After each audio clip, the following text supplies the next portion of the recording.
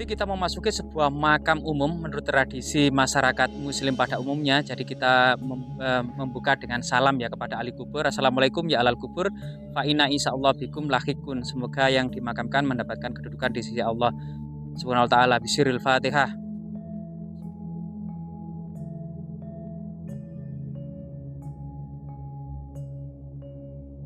Monggo, Pak.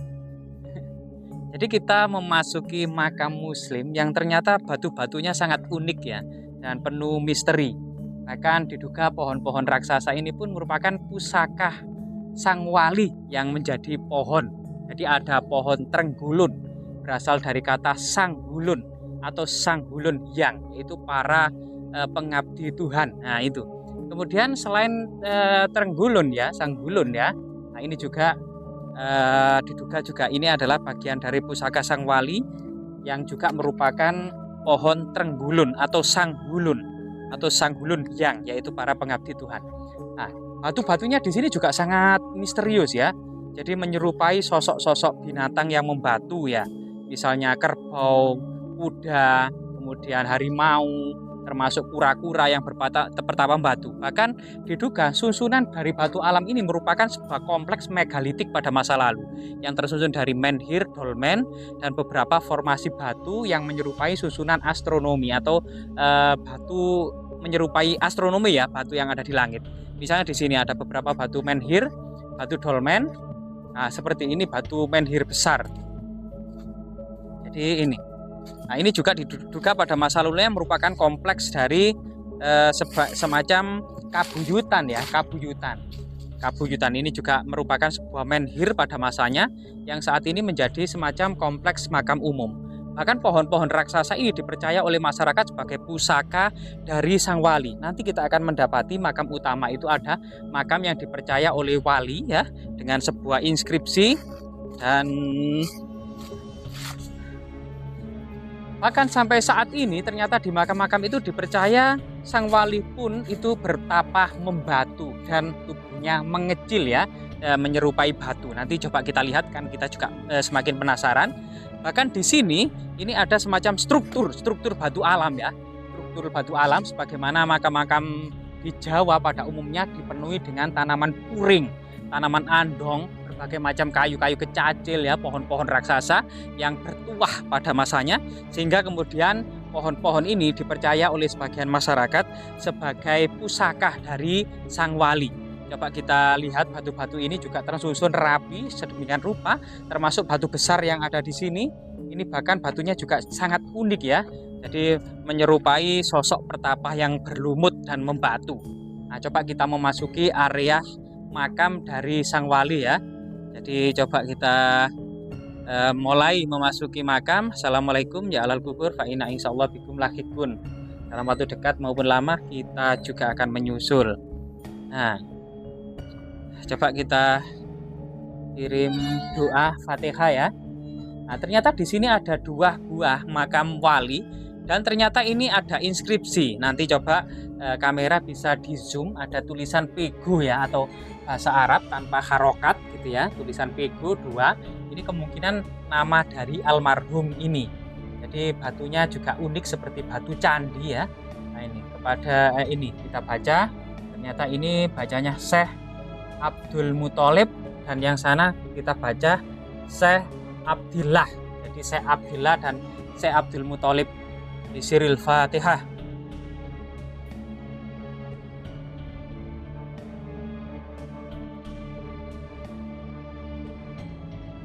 Ya, jadi yang kita dapati di sini adalah batu andesit ya, sebuah bentuk gunungan dengan ragam hias adalah ceplok atau bunga-bungahan, termasuk kemudian sulur gelung ya, semacam lengkungan-lengkungan kuno sebagaimana hiasan-hiasan di candi-candi pada umumnya. Dan batu ini sangat keras gitu ya, menyerupai sebuah gunungan, dan ada sebagian kotak ya yang halus yang memang ditujukan untuk menulis atau memahat dari nama almarhum.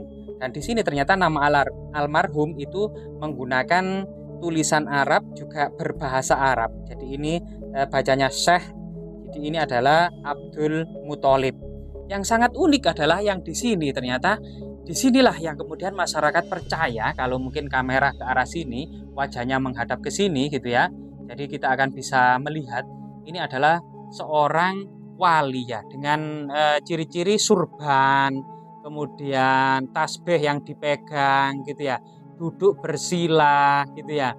Nah ini sehingga sebagian masyarakat percaya bahwasanya ini adalah sosok dari wali yang bertapah membatu ya, yang tubuhnya mengecil. Jadi ini adalah tasbih yang dipegang, duduknya bersila, pakaiannya juga serba putih. Dan ini ada surban, ini bagian dari sulur dari surban tersebut gitu ya.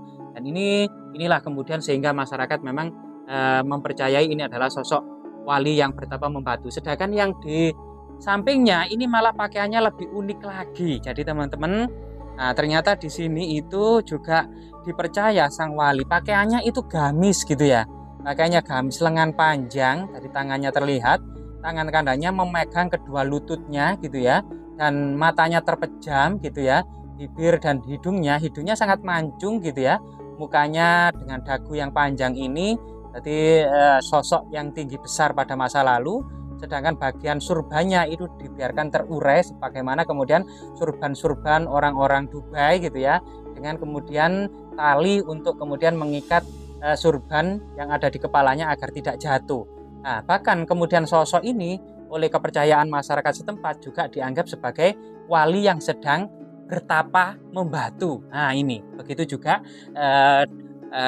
nisan kepalanya ini juga sangat unik gitu ya, menyerupai gunungan dengan hiasan juga segitiga tumpal berjajar menyerupai ceplok atau bunga teratai. Kemudian ada sulur gelung gitu ya. Kemudian ada beberapa lengkungan-lengkungan, beberapa kemudian simbol bunga-bunga serta bagian heksagonal ya. Dan kemudian ada bagian kotak untuk menulis nama almarhum sebagaimana kemudian yang sebelahnya. Dan di sini juga terbuat dari batu andesit keras. Kemudian ada semacam dua buah garis untuk membatasi dengan ragam hias serta bagian yang lain. Dan yang di tengah ini ada juga inskripsi bahasa Arab, tulisan Arab yang terbaca Syekh Abdillah. Jadi Syekh Abdillah. Jadi di sana Syekh Abdul Muthalib, di sini Syekh Abdillah. Kurang tahu sebenarnya kita latar belakang dari almarhum, apakah kedua pertapa atau Syekh ini masih kemudian era kerajaan Majapahit, era Kediri atau lebih tua dari itu, atau mungkin baru-baruan ini saja, atau para pengikut Pangeran Diponegoro yang ada di desa-desa. Kita juga sangat terbatas. Katanya memang di sini merupakan makam yang sangat keramat yang didatangi oleh orang-orang dari berbagai macam kota dan daerah, terutama malam Jumat Legi. Nah, malam Jumat Legi juga datang di sini karena ya sebagian percaya di sini sangat keramat sekali, doa-doa mudah dikabulkan di lokasi ini. Jadi salah satu keunikan di tengah-tengah masyarakat kita ya, sebuah sinkretisme, sebuah toleransi, sebuah kemudian perpaduan atau semacam berbagai macam tradisi ya. Tradisi yang ada di sini, baik itu tradisi kuno, tradisi prasejarah gunungan, tradisi kuno semacam pembuatan arca-arca maupun tradisi muslim, karena makam ini diduga memang makam seorang syekh yang memang berorientasi selatan utara sebagaimana makam umum pada umumnya. Tapi keunikan dan keanehannya adalah beberapa arca pertapah wali itu sendiri ya yang ada di sini. Semoga kemudian situs ini memberikan manfaat dalam segi toleransi budaya ya, dan kemudian akulturasinya, termasuk kemudian nilai-nilai yang lainnya. Artinya memang sesuatu yang sangat unik ya pada masa lalu, karena memang peradaban Jawa ini besar pada masanya, sekitar 1500 tahun lebih, masa yang didominasi sendi-sendi kehidupan masyarakatnya berlandaskan pada agama Hindu dan Buddha. Seiring kemudian kejayaan Majapahit di Jawa Timur ini masuk dan berkembang agama Islam seiring dengan pesatnya perdagangan, terutama Majapahit ini kedatangan banyak para pedagang dari Arab, Persia, India, Cina, Asia Tenggara yang sebagian besar Muslim. Sehingga pesatnya ekonomi perdagangan Majapahit ini di tahap kedua adalah masuknya dan berkembangnya agama Islam di Majapahit. Semoga bermanfaat.